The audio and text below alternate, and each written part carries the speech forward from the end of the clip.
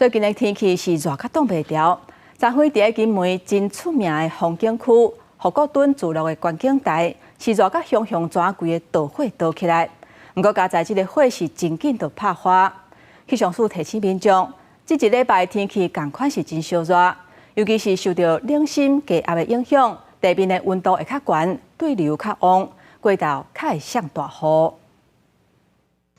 连续高温伫金门福国墩自录观景台条啊，好亲像家己导火烧起来，烧甲拢乌去，火把炭到附近的杂草，减少机无到现场，真紧就甲火拍花。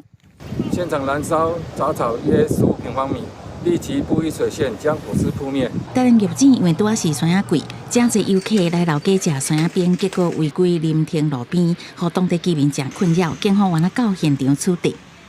来食山仔边足侪啊，拢来就吵就停啊，停了你就交通拢爱个补助出来管制交通。气象署表示，未来一礼拜因为太平洋高压的影响，各地日射也是好天高温的天气形态。西半部地区高温会有36度以上，台东有火烧风发生的机会。午后各地也是会落雷阵雨。午后雷阵雨发生的时候，通常都是来得又急又快，而且都是容易会有短时的强降雨，然后雷击跟强阵风等等的剧烈天现象。所以在午后外出活动的时候，一定要特别留意哦。气象专家加新兴分析，拜一因为冷心低压的影响，造成高空温度低、地面温度悬，这种情形可会造成旺盛对流发展，所以午后雷雨会更加激烈。记者综合报道。